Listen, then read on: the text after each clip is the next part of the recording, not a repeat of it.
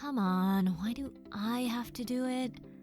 I like the guy, but why is it always me? It is always you, because you are the most friendly of the three of us. Besides, neither Flara or I want to do it, so it has to be you. Please, Apisa, just shake him awake. You're the strongest of all three of us, too. Also, Mr. Nori is, shirtless, and I don't want to really touch him if I don't have to. Yes, there is that as well. Go on, we're waiting on you. Apisa rolled her eyes as she reached out to touch Nori's shoulder. Much like Flara had said, the Onistan was shirtless. His body was laced with deep scars, which covered his chest, shoulders, and back.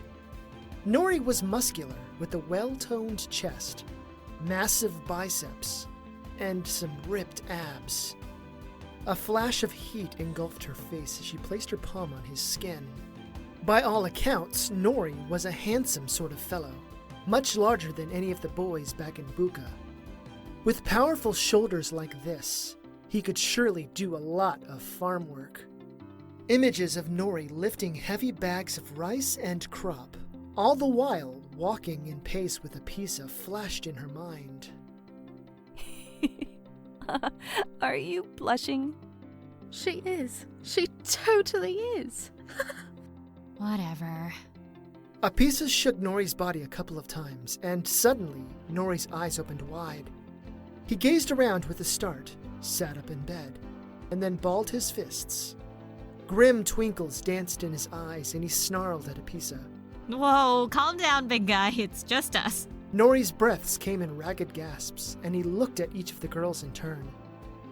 His long hair was matted to his back, and as he sat up, the covers fell to his waist. From where Apisa stood, she noticed the flesh of Nori's hips, and the side of his butt. The intense heat got a little more prickly. The scars on his body were much more visible. By Saito's grace. Is everything okay? Did something happen? Yes, we're fine. Nothing happened. Oh, what time is it? Oh, it's still dark.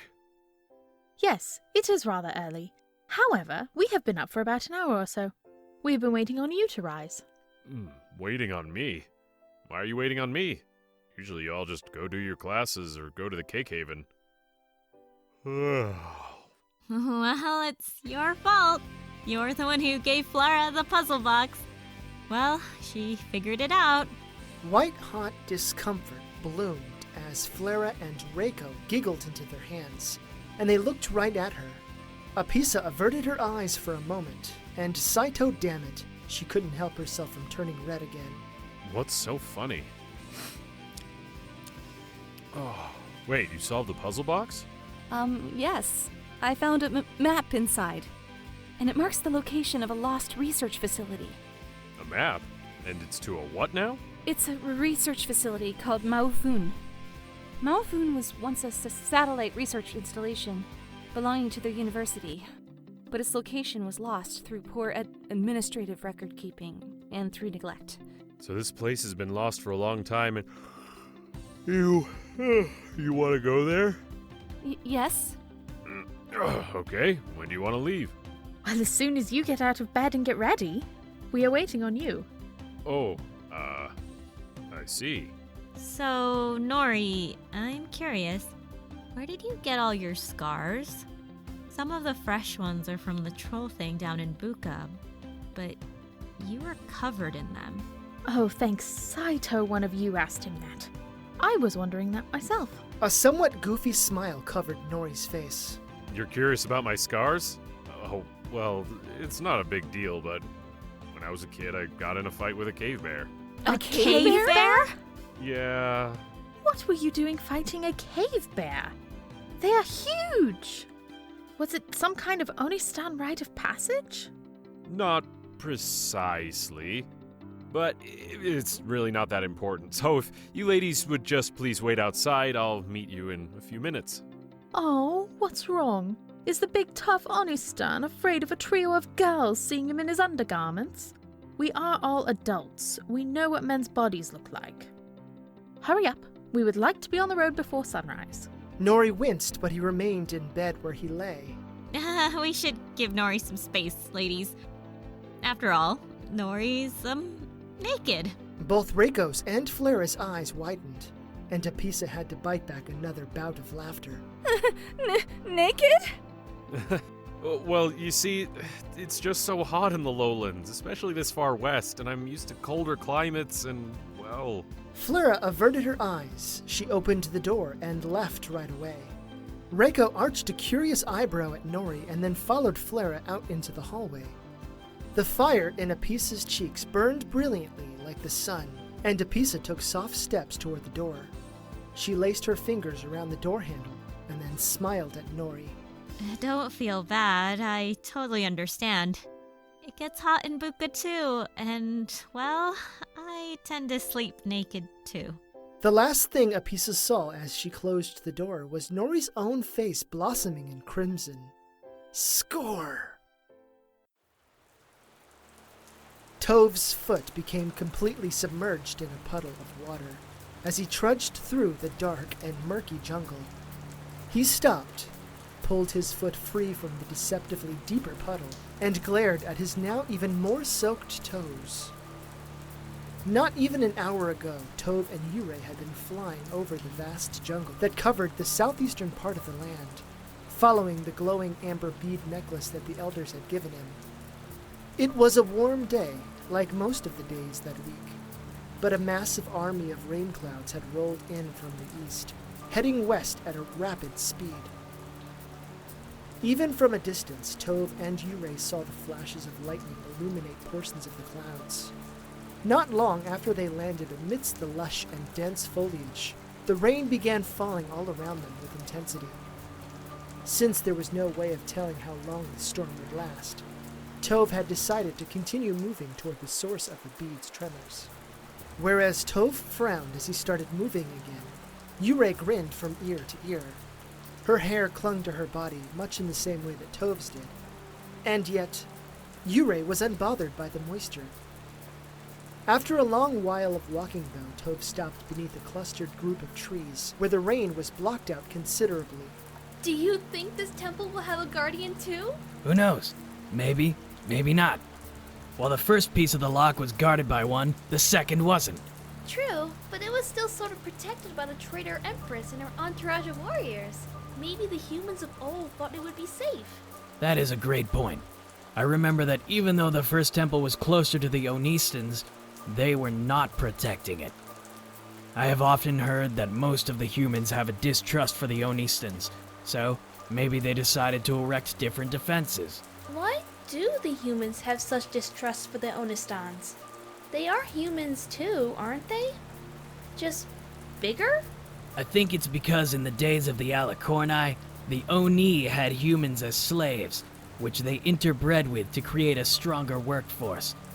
The majority of the humans see the Onistans as something less than human and more ogre-like. So, I wonder what lies ahead of us to protect this piece of the Sparkle Star Lock. The elders didn't really say anything about these jungles, other than they are quite mysterious. It doesn't look like it's going to be letting up anytime soon. We'll have to just deal with the wetness until it gets dark, and then we'll find a place to make camp. Tove and Yurei trudged through the wet jungle once more. It was about midday when Yurei noticed something colorful standing among the tree trunks. A large wooden mask with painted stripes and swirling symbols on the cheeks was tied to a wooden post. The mask also had a painted upside-down triangle nose and a curved mouth with painted teeth. Father, what is that? I'm not sure, but don't go near it. It might be a trap or maybe some kind of totem. At the very least, we know something is living here. Hopefully we will avoid whatever made that mask. Do you think some kind of human made it? Something like the Onistans, but maybe different? I'm not aware of any other of the older species doing such things with humans, but it has been 2,000 years since the reign of our masters. I'm certain anything is possible, especially since humans have a tendency to try to mate with anything even slightly interested in them. That's how many of the yokai stay fed on high-quality sustenance. Tove and Yurei continued to walk until the sky started to turn more orange. The rain had stopped, although it was still quite cloudy. Tove set up the camp much like he did with the grasslands. The plant life and even nearby trees withered within or near the edge of the area. Warm campfire light blasted out, and they casted flickering shadows on the trees and bushes. We'll cook some food, and then we'll put the campfire out. There will be no sense in alerting ourselves to whatever lives out here. Tove and Yurei ate in silence, and they both kept glancing all about. When they first arrived in the jungle, they had been greeted with dreaded silence, and wherever they had walked, the same sense of silence followed them. In the distance behind them, Tove almost swore he heard birds start to chirp, and insects buzzing, perhaps thankful to have the intruders far from their home.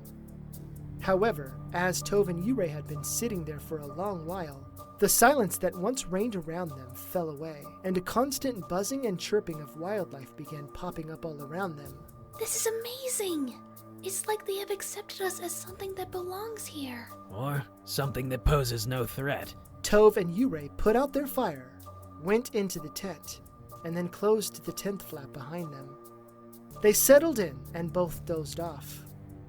The constant buzzing lulled Tove into a deep and heavy slumber, and for the first time in a long time, he had the dream. Tove was far from the nasty jungles he had trudged through, but instead he waltzed through a splendid field that only existed in his memory. The sky was clear without a cloud to break up the unending azure expanse. Thousands of colorful flowers surrounded both Tove and his companion, his wonderful wife, Riva. Riva's Aegean-colored hair was short and spiky, and her golden eyes sparkled with intoxicating vigor. She held one of Tove's hands, and she spoke words that carried no sound. No matter how hard Tove tried, he could never hear what she was saying. But he saw the passion in her face and the constant radiance of her smile. Tove's heart clenched wildly, for somewhere deep in his subconscious, he knew it was a dream. He knew that Riva no longer existed, and he would never hold hands with her again. All he could do was cry and watch her. Riva didn't notice the painful anguish of Tove's tears. She never did, not in the dream anyway. She kept talking. Tove loved it. He missed the dream so much. How long had it been since he actually heard her voice? Was the dream silent because he had forgotten what she even sounded like?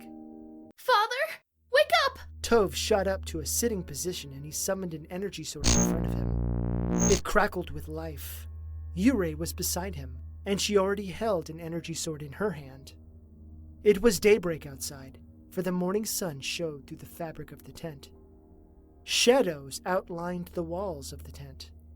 Slowly, Tove moved toward the entrance, and then he opened the tent flap.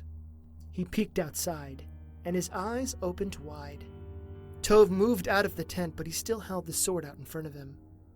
The bare ground had footprints, or rather, they were paw prints running through the entire camp. What the prints belonged to, Tove couldn't begin to speculate. His heart sank, and he studied what made the shadows against the wall of the tent.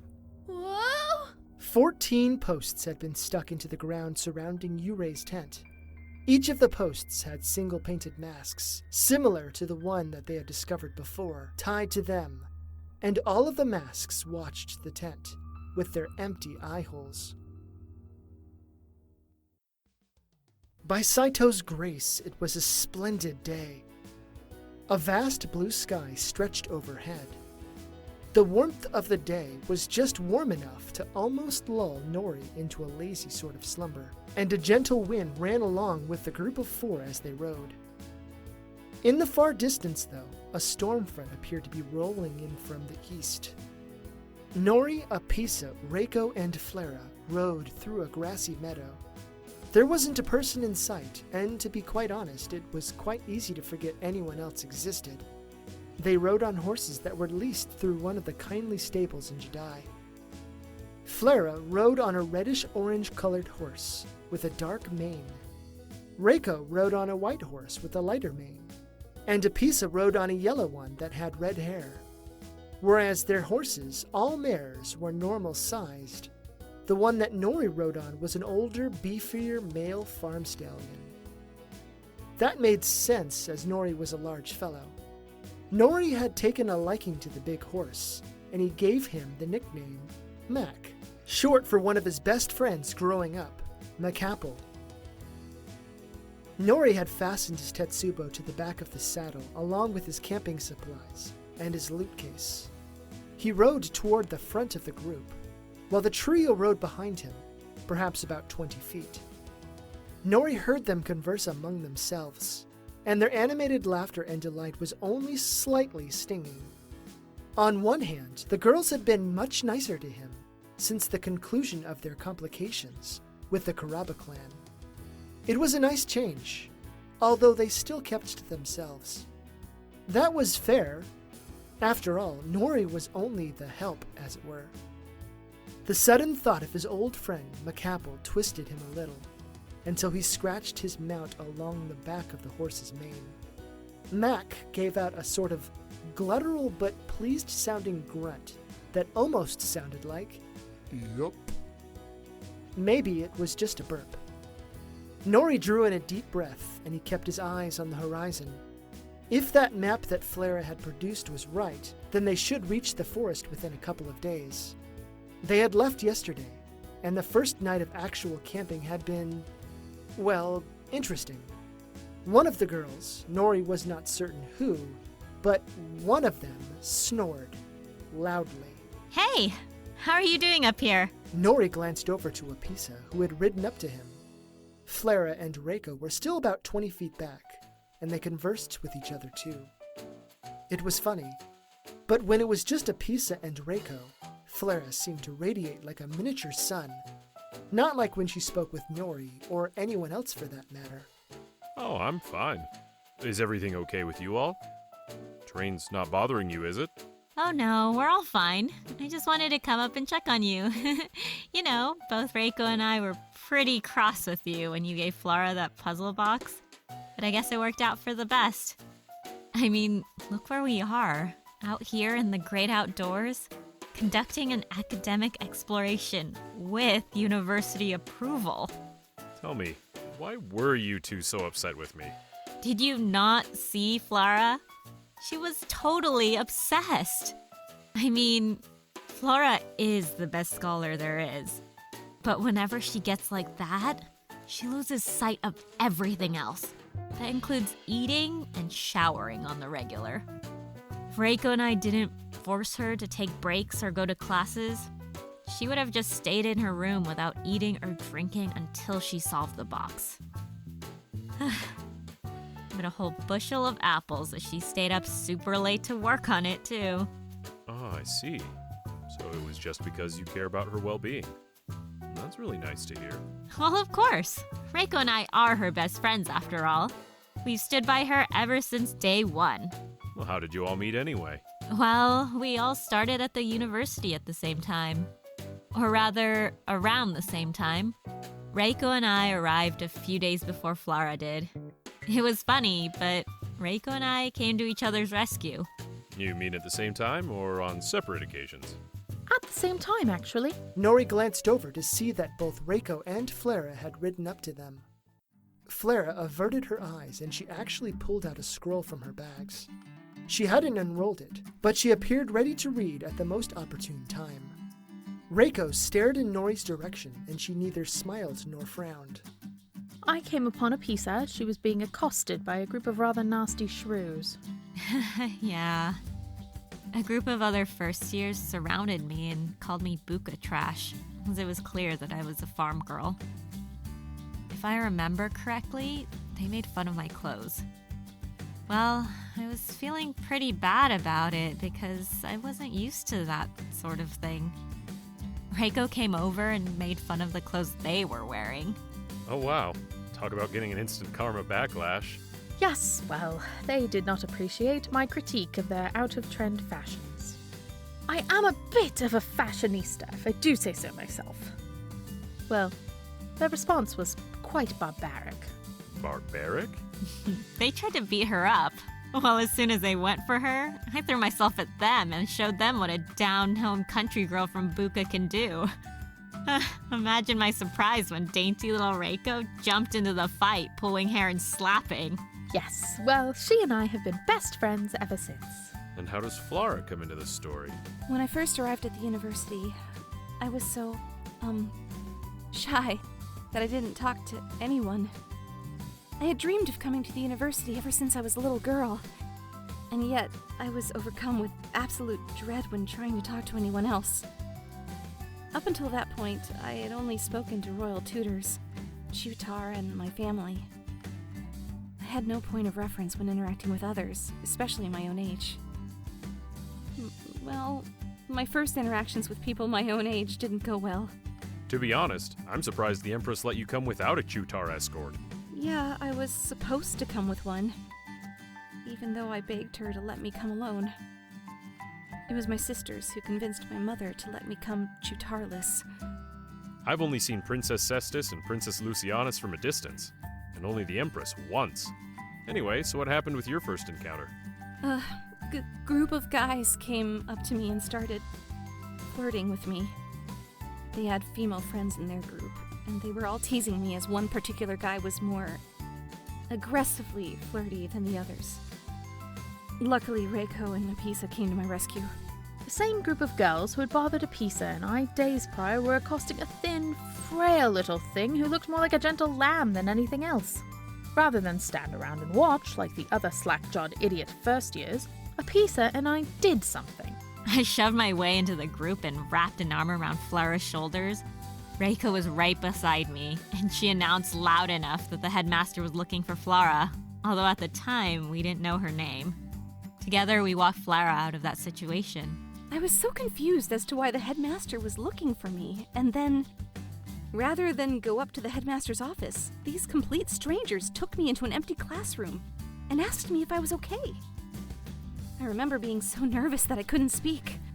All I could do was nod. Poor dear was so timid, and she would not even give us her name when we introduced ourselves.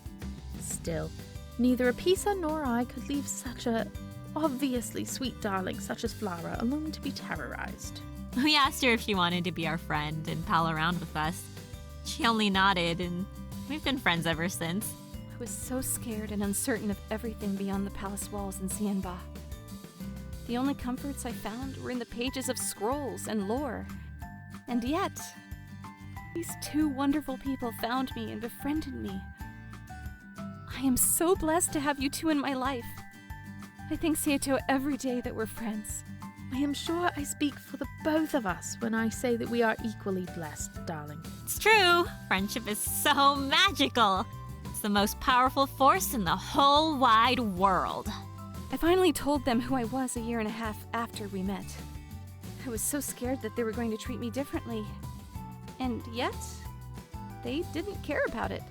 It was a major surprise for sure. But then again, you were still our best friend, regardless of where you came from. Though he didn't show it, Nori's heart clenched tightly in his chest. He gazed toward the horizon, in the direction that they were going, and he quickly blinked away the tears that were starting to form. How long had it been since he was surrounded by friends who cared about him so deeply? So, I have a question for Nori. Can I ask you a sort of personal question? Sure. Great, thank you. So, what's Anista like? I mean, what's it really like? We've all heard rumors, and we've heard about Anista Oh, my Saito. I am so dumb. I am so sorry. It was a strange thing to behold. Apisa's eyes grew wide, but she stared not at Nori, but at Rayko. Rayko averted her eyes, and a vicious sneer had contorted her face so it resembled some kind of horrid yokai monster. She actually white-knuckled the reins of her horse. Flara kept darting her eyes between Apisa and Rayko, and she brought her hand to her mouth. Rayko fell back about 20 feet, slowing her horse considerably. When Nori made a motion to stop, Flara called out to him. Nori? Could you please just keep riding? I'll go talk to her, Apisa. Flara rode back to stroll beside Rayko, who was actually crying a little. Likewise, Apisa started crying silently, and she averted her eyes from Nori and the pair of her best friends talking. A wild need to remain quiet dominated Nori's will, and so he rode on without saying anything, or making it worse for Apisa by watching her in her dismay. Nori's stomach became filled with a sticky sort of hot acid. When Nori had first met Rayko, there was a clear dislike from the young and fashionable mage toward him, but Nori never pressed it. In his experience, most of the lowlanders treated him that way, casting the ill reputation of the less savory of his people on Nori's shoulders. Nori heard the rumors too, especially after he came to Xianba. Onistan criminals and pirates had made names for themselves in various parts of the empire. It was because of them that Onistans in general were seen as brutish and savage. What could have happened to Rayko, though? After a long while, Flara rode back up to Apisa, and Apisa moved back to Rayko. From the corner of his eye, he noticed that Apisa frantically apologized, with muted words, tear-stained cheeks, and elaborate arm movements. Flara rode up beside him, and her voice was low. Listen, Mr. Nori.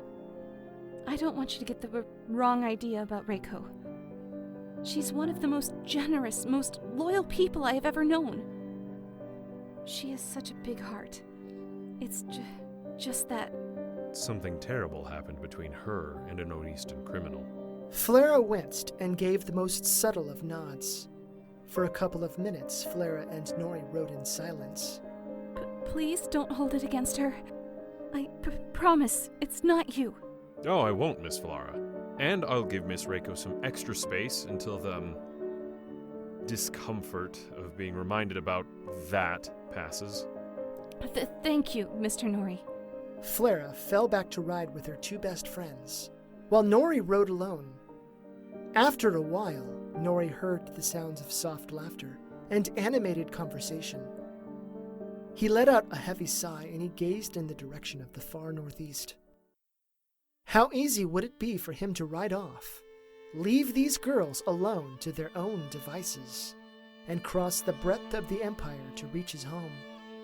Such a thing would be extremely difficult for sure, but it wasn't impossible.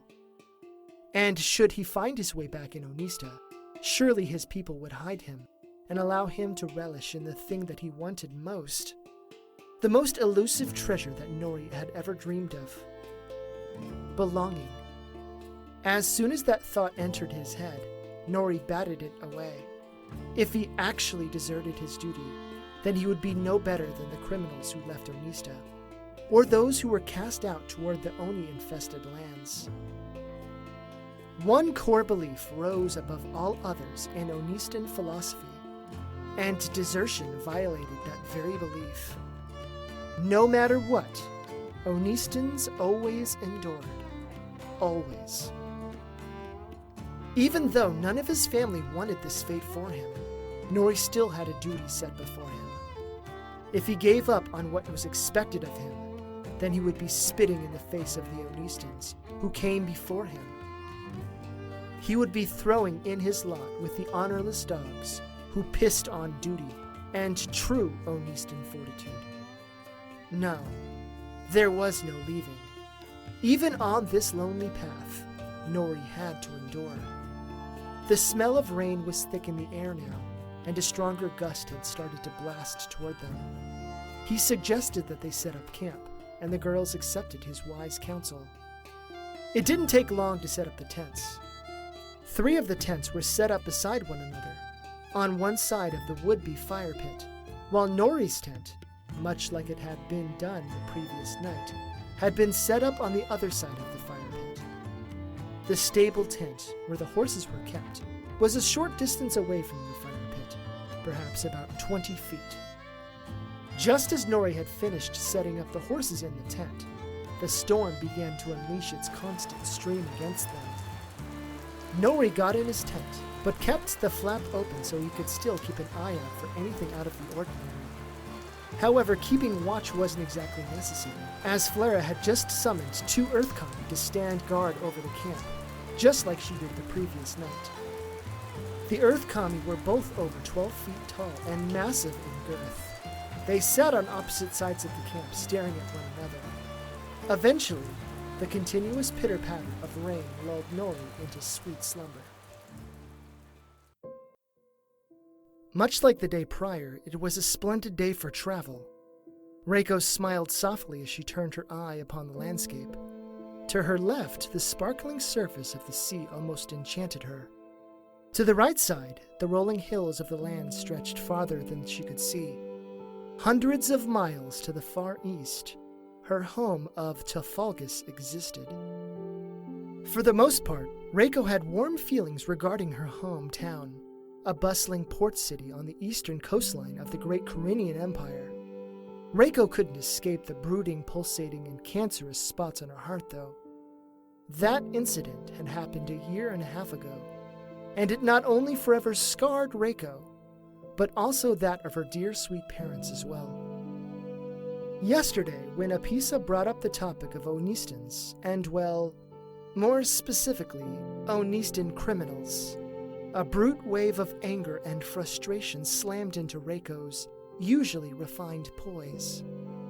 Her heart festered ever so slightly, for while she had the freedom to distance herself away from the others to regain her composure, a peculiar and quite unpleasant air of awkwardness had polluted the dynamics of the group. Or rather, it saturated around one particular person.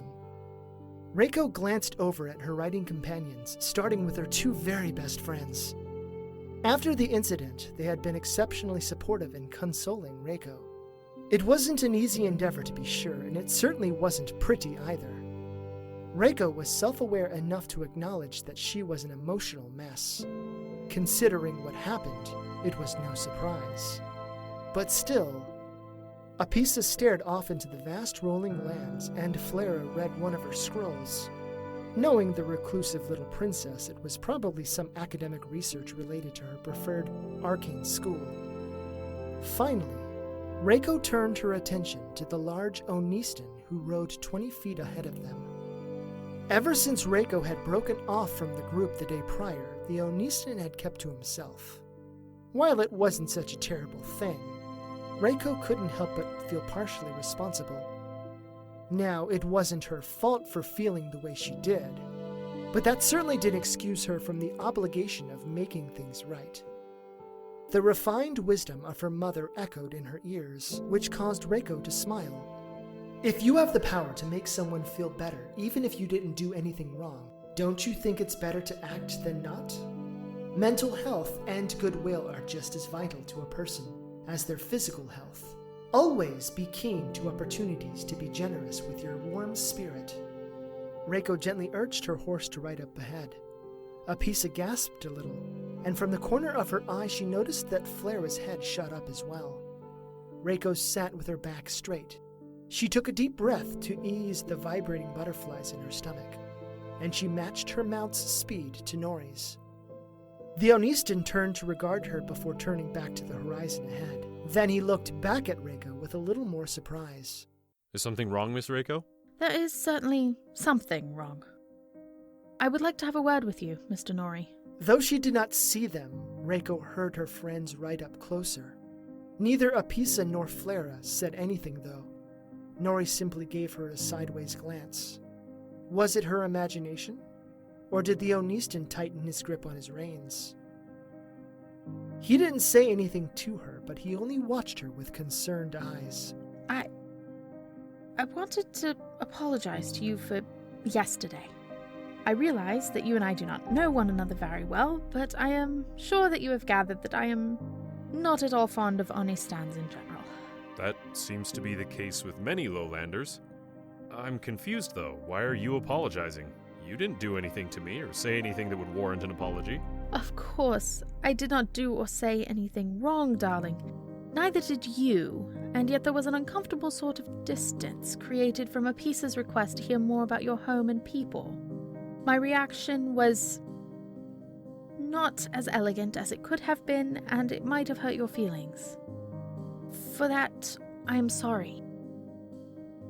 I do not wish to regale you with what has caused my dislike, but I did want to clear the air with you. I appreciate the sentiment. Thank you. However, to be clear, Miss Rayko, you didn't do anything to affect the, Dynamics between you and I? Sure. I'm not sure what happened with you. I wanted to say I'm sorry that it happened. On behalf of all of Onista. Real Onistans are not like the terrible people who have fled to the lowlands, and I hate that you, or someone you care about, was affected by their nastiness. I truly am sorry. Before she could blink them away, tears welled in Rayko's eyes, and her bottom lip started to quiver. Great pain started to press outward in her heart, as if trying to escape from its meaty prison. To think that this Onistan, who was not at all connected to what happened, would say he was sorry. Well, Rayko had not foreseen such a thing. It wasn't quite as satisfying as she would have hoped it would be, and yet it was something after all this time. And coupled with the unexpected apology came with it a wave of powerful emotional vibrations, and they resonated through her as if Rayko was a lute. Flara rode up beside Rayko and held one of her hands in her own. Rayko didn't look at it though, but instead she kept looking into Nori's eyes.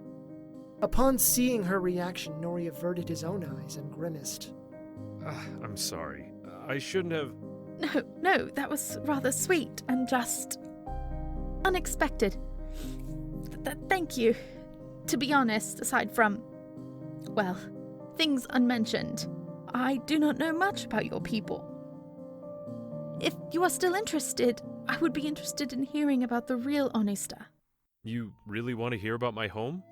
Are you sure it won't be... triggering? Yes, darling. Please. Okay, well, where should I begin? Alright, Onista is a city-state in the far northeast corner of the Empire. It's surrounded by mountains on all sides, and was even built in the valley between three fairly large peaks. When I was living there last, I seem to remember there being over 6,000 people there. How long has it been since you've seen your home? 8 years. The Chutar training takes 8 years, so I was conscripted when I was 12, and I was forced to leave. Wait, so you're only 20? Yeah? How old are you? Did they not teach you any manners in Chutar training? It is rude to ask a lady her age. Honestly. Oh, sorry. Darling, I was joking with you. But seriously, such inquiries will be seen as rude by others outside of this circle. I just wanted you to be aware. I'm 21, actually. I actually came to the university nearly 8 years ago when I was 13. I am also 20. What season were you born in? The winter. And you? The spring. So I am the elder. Well, I'm the oldest. I'm 22. What, really? Yeah, I started the university later than I guess I should have, but my family needed help with the harvests and such. Anyway, tell us more about your home. What's it like? What kind of food do they have? What kind of desserts do they have? Well, I might be biased, but Onista is the most beautiful place in Corinne. Majestic mountains rise up all around the city, piercing the sky with their glory. It's much colder up there than it is down in the lowlands, and so crisp air always fills your lungs. It's actually quite liberating, at least it is to me. For the most part, Onista is pretty much isolated from the rest of the Empire. Aside from sending a Chutar representative every year for your harvest festival, I don't think my mother has much dealings with Onista. Yeah, I had hoped to be that representative every year. That would have been perfect. Didn't work out that way, though. Well, if it makes you feel any better, I would have probably hated being followed by a normal Chutar way more than I disliked being followed by you. Now, I am more used to it, and I really appreciate the liberal approach you take toward watching me. Thank you.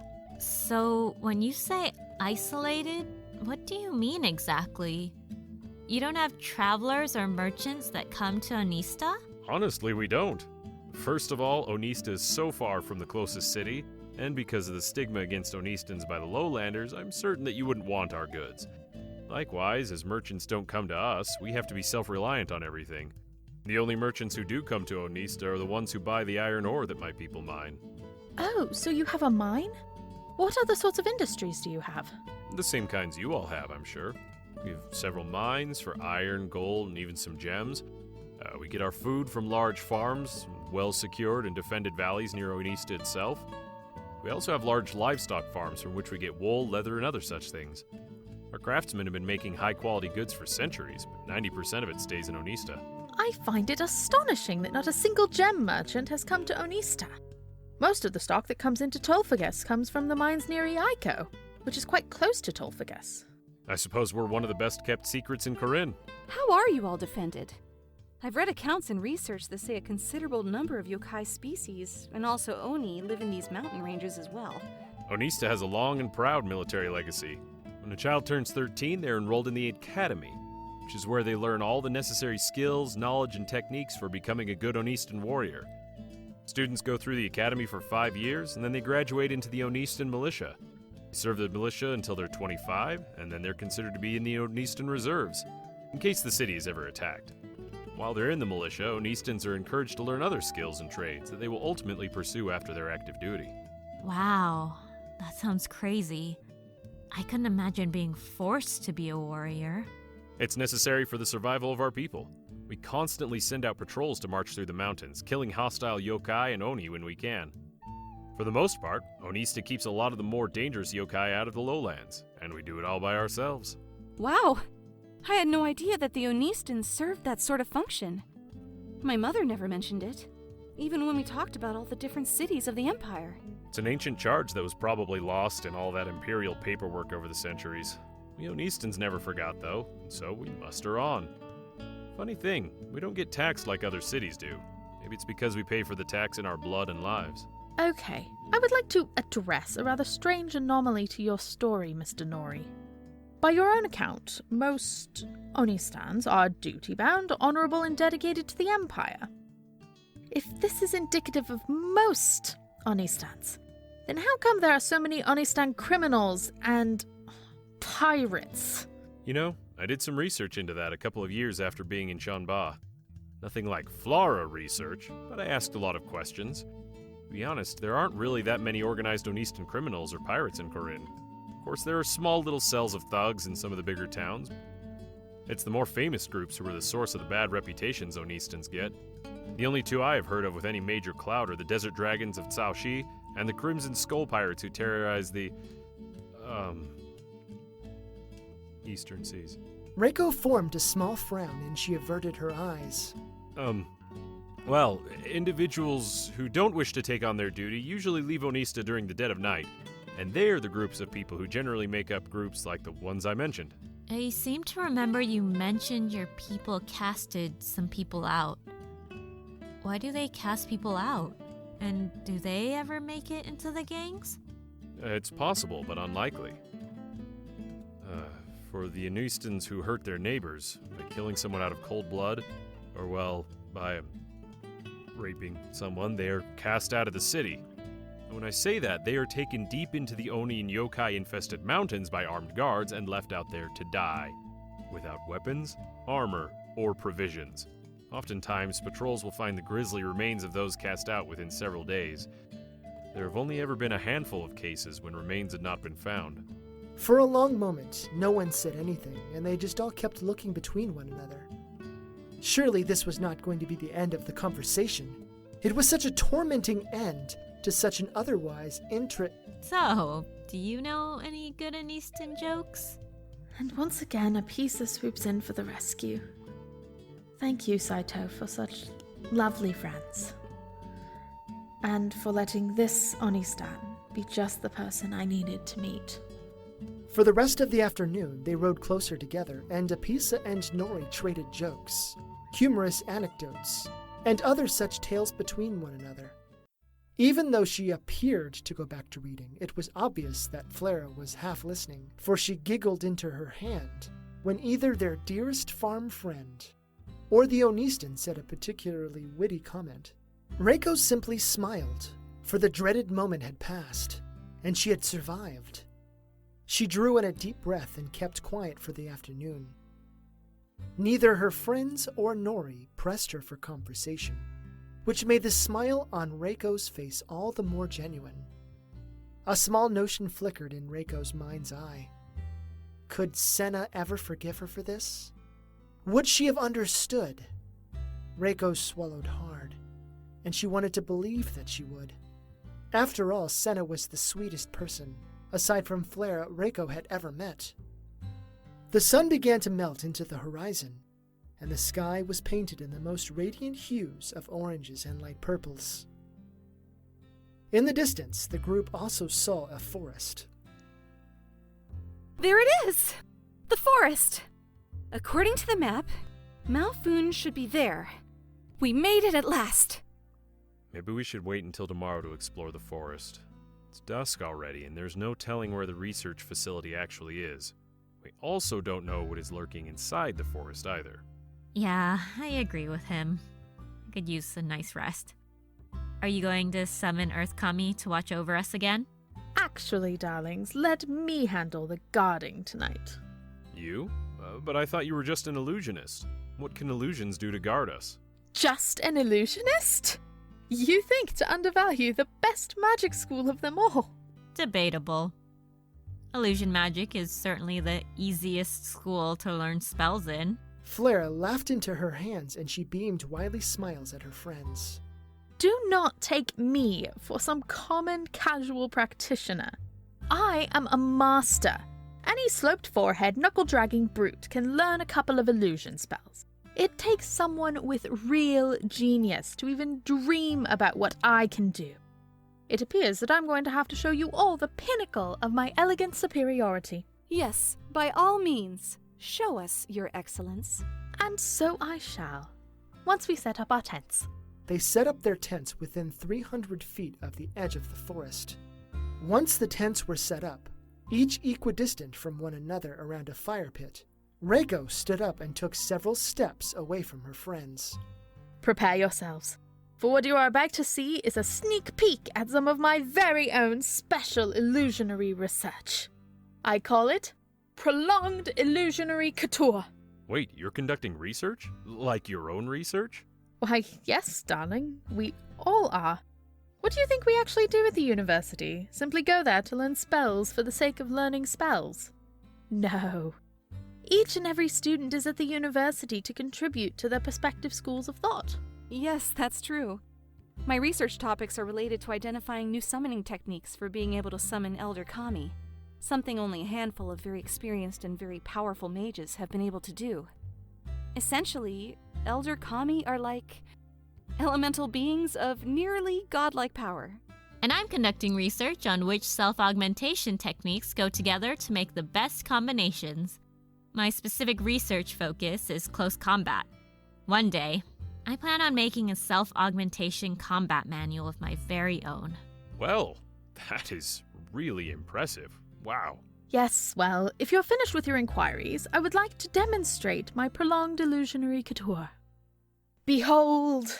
Rayko smiled widely while her eyes glazed over ever so slightly. Rather than focus on the external world, Rayko peeked inside her own mind. She imagined herself reaching a hand into the brilliant and constantly rainbow-colored sphere within her soul. That was the source of her magic, and her skills. As soon as her mental arm dipped into the rainbow sphere, her entire body hummed with a potent magical power.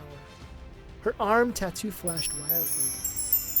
In her mind, Rayko pictured the styles, shapes, sizes, and all manners of details that the illusions were going to have. She had long become accustomed to thinking on the fly and producing high-quality images without much effort. What could she say? She was a creative, and it was as natural as breathing in and out. With a flick of her hand, Rayko began to weave the imagery inside her mind into the real world.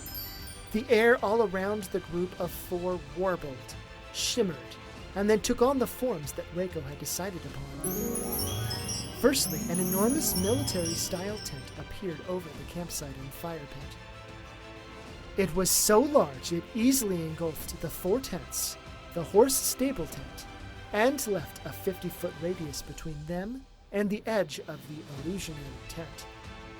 At various points in the tent were little wooden desks with scrolls on them, large baskets of rice, weapon racks, and even a large meeting table with chairs for people to sit in. The tent had a large opening in the front from which Nori and the others could see what Rayko placed outside the tent. A massive 20-foot tall set of wooden walls wrapped around the perimeter of the tent, with little stairs built into the walls and walkways running along the tops of the walls. Perhaps 100 feet from the entrance of the tent burned a large bonfire. By all accounts, this was an established fort. Wooden buildings were built along the walls at various points, and a giant double-door gate was at the front of the fort. The gate was closed and barred with wooden beams, so it appeared locked. What was most striking was that the fort was populated with over 50 or so illusionary soldiers. They patrolled the tops of the walls, spoke to one another with actual conversation, and moved inside and outside of the tent. A fourth of the illusionary soldiers were inside of the tent, doing things one might expect of military soldiers. Okay. I was wrong. This doesn't look easy at all. Wow. Rayko, you really are a master. Of course I am, darling. I am the best illusionist in all of Jedi. Wow! You've come such a long way. We've never seen you pull off anything like this before. How are you feeling? To be honest, I am quite exhausted. Doing this took a lot out of me. But I should be perfectly fine after some sleep. This is the most amazing thing I've ever seen. Of course it is, darling. How long will this last? It will last about 10 hours or so.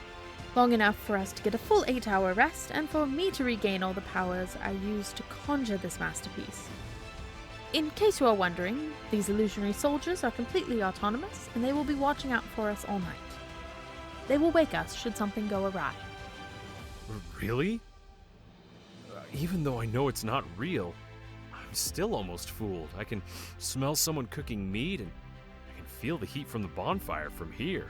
That's the funny thing about illusions, Mr. Nori. My magic is telling your brain, body, and senses that these things are real. Until you try and touch them. For the most part, they're as real as anything else is. As for me, I plan on going to bed right now. You there. Attend me, please. One of the illusionary soldiers came up to the group. Yes, oh beautiful and talented creator? Pass this along with your comrades. If anything happens in the middle of the night, I want you to come and wake us immediately. Understood? Yes, milady. The illusionary soldier ran off to the other soldiers. Rayko wished everyone a good night, and then she went into her tent. Not long after she settled into her sleeping bag, slumber found her. Rayko floated in a sea of blackness, and the temperature was strikingly chilly. Why in the name of Saito was it so chilly? She whirled her head around, and yet she only saw blackness. Someone sniffled behind her, and so Rayko turned around to see who it was. Her heart stopped. A younger woman with lighter brown hair, green eyes, and a sad frown floated in front of her, perhaps 10 feet away. She wore a light purple and pink dress, although the front of her dress was stained in crimson. Rayko opened her mouth to speak. Milady, you must awaken! Rayko shot up in her sleeping bag, and she blinked wildly. There she was, alone in her tent, with just one of her illusions. Her heart thumped against her chest. What is it? Is something the matter? Yes, my lady, we are under attack.